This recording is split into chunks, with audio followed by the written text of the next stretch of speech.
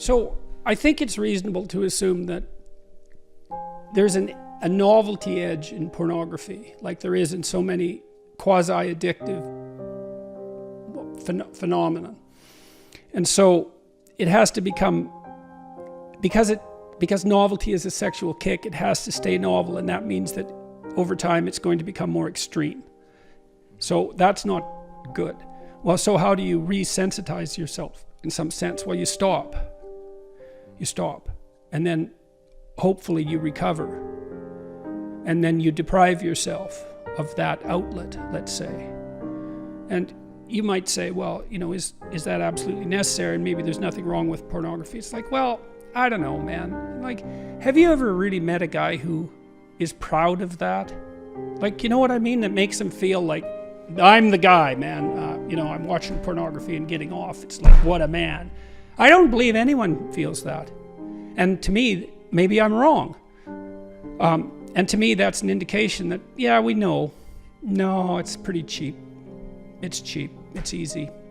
And, you know, I say that knowing that I believe the research evidence shows that if you introduce pornography into a community, that rates of sexual crime committed by men upon women actually decline.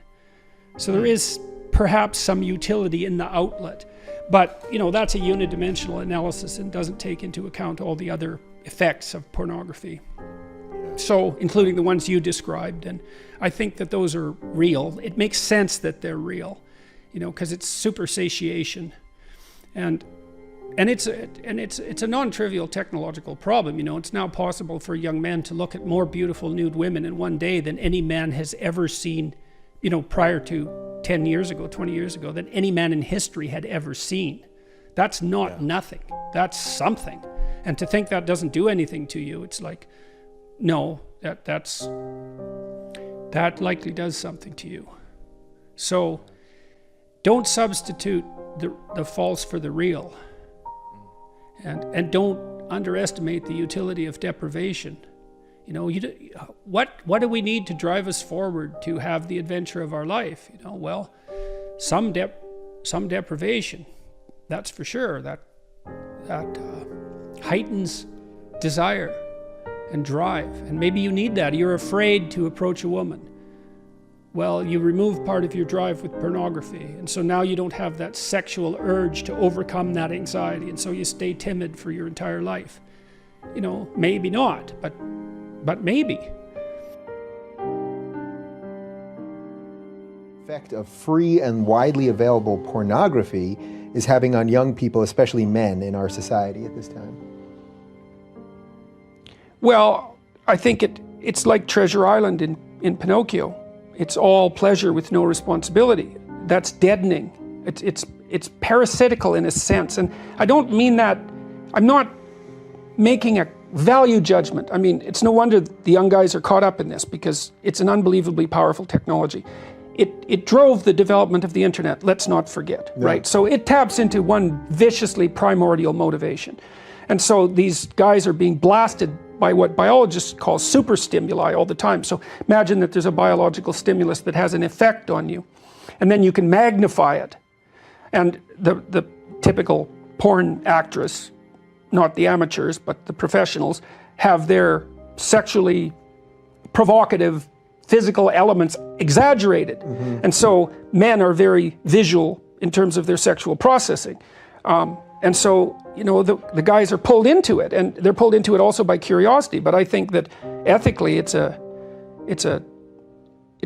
not good. It's not good. It's an easy out. That's the other thing, you know, is what you should be doing is going out and finding someone to have a relationship with.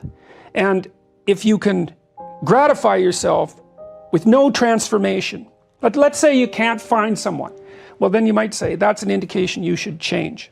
It is, in fact, an indication that you should change, because what better indication are you going to get than that no one wants to be intimate with you? It's the ultimate rejection, and that's partly why men are terrified of it, and I understand that. And I also understand the MGTOW guys, you know, who are just recommending that men don't enter into long-term permanent relationships with women. I understand where they're coming from, although I called them pathetic weasels a while back. I shouldn't have done that. See, that's where I said to you, are you worried about every little thing that you say? Once you say some... Well, they're providing a lot of young guys who need a kick to go out there. Right, they're actually giving them the back door. They're giving them a rationale, and I've seen this have very detrimental effects on a number of people already, and partly in my clinical practice, because these guys, the young guys who aren't successful, they're looking for a reason why women are terrible, because otherwise they have to think, well, they're just not presentable, which is what they do have to think, because that's almost the definition of presentable, right? So, and then the MGTOW guys give them a rationale. You know, we are in a gynocentric world and females have got control and they'll like wipe you out if they have the opportunity. It's like, well, some females will do that to some guys some of the time. Okay, so the question is, why do people pursue rewards that don't produce this resonance? They don't have a value hierarchy. So Pleasure Island, it's a good example.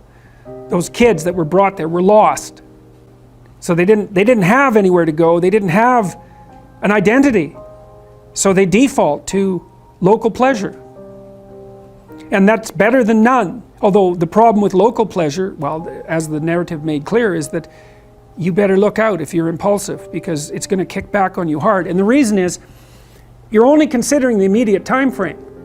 And the problem is that things propagate across all the time frames. And so just because something works really well this second, cocaine, for example, doesn't mean that it's a tenable solution to the class of all problems. So usually, often, people pursue local pleasure because that's the best they can imagine, it's the best they've been taught, they don't see another alternative. So it can be ignorance, it can be they don't want to adopt the responsibility, because part of the problem with working at every level of the hierarchy simultaneously is that it's like dancing to a very complex waltz, let's say. You have to be paying attention to a very large number of things simultaneously and doing things right. It requires responsibility. And so, you know, it's a pain. It's a weight. Part of the reason people drink alcohol is to get rid of their responsibility. I mean, that's, you know, you hear people drink because they have problems. It's like, no. Some people drink because they're anxious, and alcoholics drink because they're in withdrawal. But young people drink because they're sick and tired of being responsible, because it's annoying. It's like, so I'll drink enough, I won't care about the medium to long-term consequences, because alcohol, that's exactly what alcohol does. It doesn't make you ignorant of the medium to long-term consequences, but it makes you not care about them. And partly it's because it dampens anxiety. So it dampens anxiety, leaves your positive emotion circuits intact, so then you can go out there and do stupid fun things. And that's a party, really. Let's go do stupid fun things. That's a party. But the medium to long-term consequences it's risky. It doesn't mean you shouldn't do it, but it's risky. So, yeah, they don't know better. That's the answer, I would say. What advice would you give to someone looking to quit porn? Well, I gave some advice a little earlier about quitting alcohol, you know, and I would say it isn't that you're trying to quit porn. It's not the right way to think about it. The right way to think about it is that you're trying to figure out how to have a better life. And so you have to figure out, well, I would say do the future authoring program and keep your porn addiction in mind and think. So in the first part of the future authoring program, it asks you a bunch of questions about what your life could be like in 3 to 5 years if you took care of yourself like you were someone that you cared for. And then it asks you questions about your friends and your family and your career and your time outside of work and your health and, you know, the important dimensions of life. And it asks you to spend 20 minutes writing about how good your life could be in 3 to 5 years if you got your act together and did what was good for you. And then it asks you to write about the hell you could be in if you didn't. And so I would say you really need to do that, because porn isn't the issue. The issue is that you're not living your life the way you want to. And so you need a vision of life that's more compelling than the porn, and you need a counter vision too that frightens you, you know, because otherwise porn is obviously extraordinarily gratifying in the short term, but you seem to be suffering from the medium to long-term consequences of its use. And so you need a story that you can tell yourself that's really deeply thought through about why this is not appropriate for you, how it's hurting you, and how it's minimizing you, and perhaps making you embarrassed and ashamed and more socially isolated, and all of that. So I would say, think about it as cleaning up your psyche and your behavior, rather than merely stopping porn. You also might want to write down, and you could do this in the negative vision part of the future authoring program. You got to write down everything bad that you think porn is doing to you, because obviously you have some suspicions that this is not good for you, right? That it's actually harming you in some important way.